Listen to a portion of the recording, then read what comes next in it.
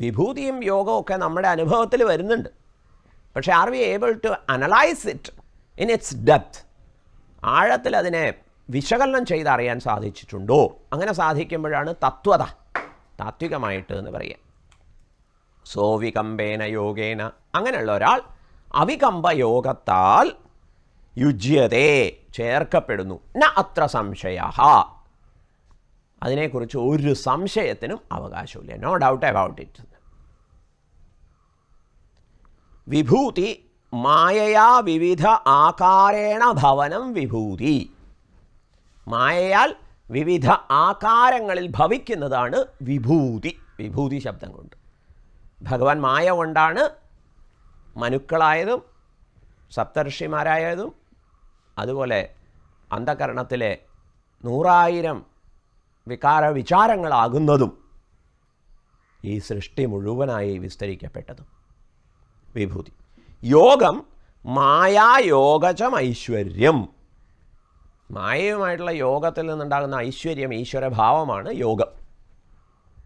ഇപ്പം ഭഗവാന്റെ യോഗം എന്ന് പറഞ്ഞാൽ ഭഗവാൻ സ്വന്തം തന്നെ ശക്തിവിശേഷമായ മായയെ അധീനത്തിൽ നിർത്തിക്കൊണ്ട് സൃഷ്ടി ഉന്മുഖനായിരിക്കുന്നതാണ് യോഗം.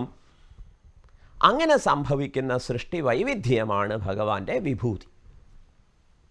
ഏതാം വിഭൂതിം യോഗം ച, ഈ വിഭൂതി യോഗങ്ങളെ സൃഷ്ടി, സ്ഥിതി, അദന, പ്രവേശ, നിയമന, നിഗ്രഹ, അനുഗ്രഹാദി സാമർഥ്യം. ഇതുകൊണ്ട് ഭഗവാൻ ലഭിക്കുന്ന സാമർഥ്യങ്ങൾ എന്തൊക്കെയാണ്? സൃഷ്ടിക്കുള്ള സാമർഥ്യം, പരിപാലനത്തിനുള്ള സാമർഥ്യം, വിലയനത്തിനുള്ള സാമർഥ്യം, അതുപോലെ എല്ലാറ്റിനെയും വിധി അനുസൃതം അല്ലെങ്കിൽ ധർമാനുസൃതം നിയമിക്കുന്നതിനുള്ള സാമർഥ്യം, അനുപ്രവേശനം ചെയ്യുന്നതിനുള്ള സാമർഥ്യം. ഭഗവാൻ സൃഷ്ടിച്ച ശേഷം എന്ത് ചെയ്തു? ഈ സൃഷ്ടിയിലൊക്കെ അനുപ്രവേശിച്ചു. അതുകൊണ്ടാണ് തത്വമസ്യാദി വാക്യങ്ങളൊക്കെ പ്രസക്തമാവുന്നത്. തത്വമസി, ഭഗവാന്റെ ഉള്ളിൽ പരിലസിക്കുന്ന തത്വം ഈ പ്രപഞ്ചത്തിന് മുഴുവൻ ആധാരമായ തത്വമാണ്. എന്താ കാരണം? ഹി എൻറ്റേർഡ് തത് സൃഷ്ടുവ തദേവ അനുപ്രാവിശത്. അപ്പം അനുപ്രവേശനം ചെയ്തിട്ടുണ്ട്. പിന്നെയോ നിഗ്രഹ, അനുഗ്രഹാദി സാമർഥ്യം, നിഗ്രഹിക്കാൻ അനുഗ്രഹിക്കാനുമൊക്കെ സാമർഥ്യമുണ്ട്. ഇതൊക്കെയുള്ള ഭാവം. ഇങ്ങനെ വിഭൂതി യോഗം. സോവികമ്പേന യോഗേന യുജ്യതേ. ഈ യോഗം, ഈ കാര്യം മനസ്സിലാക്കിയാൽ, അതോടുകൂടി വിഭൂതിയെയും യോഗത്തെയും മനസ്സിലാക്കിയാൽ അവികമ്പ യോഗമായി എന്ന് പറഞ്ഞാൽ പിന്നീട് ന കമ്പതേ ഞഹ, തത്വജ്ഞാനിക്ക് പിന്നെ കമ്പനമില്ല, ചലനമില്ല, അസ്വാസ്ഥ്യമില്ല, ഭയമില്ല, വ്യാകുലതകളൊന്നുമില്ല എന്നർത്ഥം. ചോദ്യം ചെയ്യപ്പെടാത്ത അന്തഃശാന്തി അനുഭവിക്കുന്നു. ചോദ്യം ചെയ്യപ്പെടാത്ത അന്തഃശാന്തി, അൺക്വസ്റ്റ്യനബിൾ ഇന്നർ പീസ് അനുഭവിക്കുന്നു. ഏതാം യഥോക്തം വിഭൂതിം വിസ്താരം യോഗം ച യുക്തിം ച ആത്മനഃ ഘടനം അഥവാ യോഗ ഐശ്വര്യ സാമർഥ്യം സർവജ്ഞത്വം യോഗചം യോഗ ഉച്യതേ. മമ മദീയം യോഗം യഹ വേത്തി തത്വതഃ തത്വേന യഥാവത് ഇതി ഏതത് സ അവികമ്പേന അപ്രചലിതേന യോഗേന സമ്യക് ദർശന സ്ഥൈര്യലക്ഷണേന യുജ്യതേ സംബന്ധ്യതേ. ന അത്ര സംശയഃ ന അസ്മിൻ അർത്ഥേ സംശയഃ അസ്തി.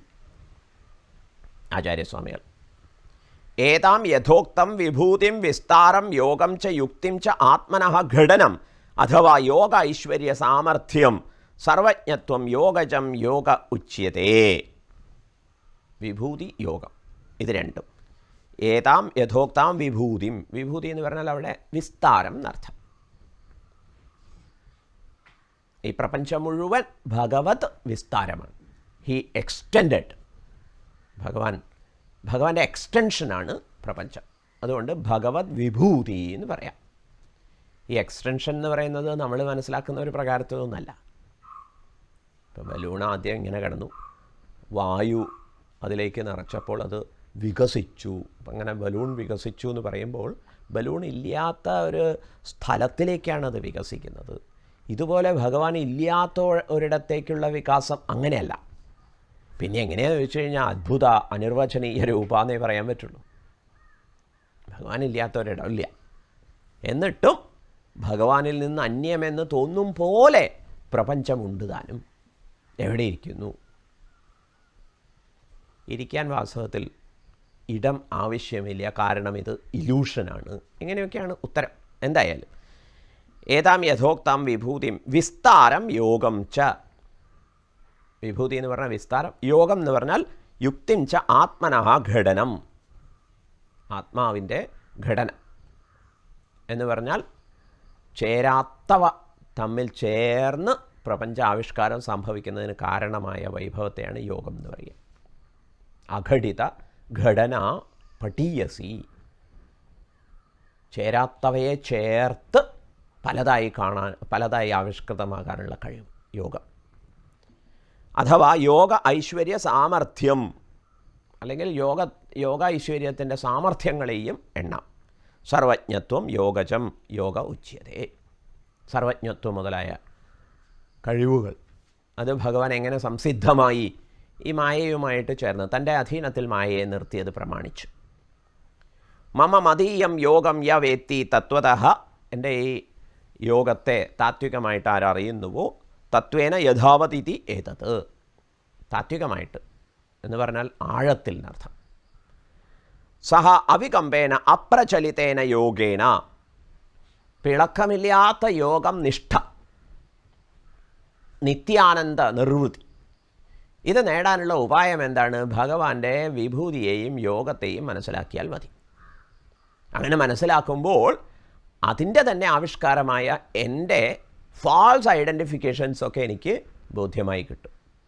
അതിൽ നിന്ന് പുറത്ത് കിടക്കാനും പറ്റും. ഇങ്ങനെയാണ് അറിവിൻ്റെ അനുഗ്രഹം സംഭവിക്കുക. അവികമ്പേന അപ്രചലിതേന യോഗേന സമ്യക് ദർശന സ്ഥൈര്യലക്ഷണേന. സമ്യക്കാകും വണ്ണമുള്ള ദർശനം,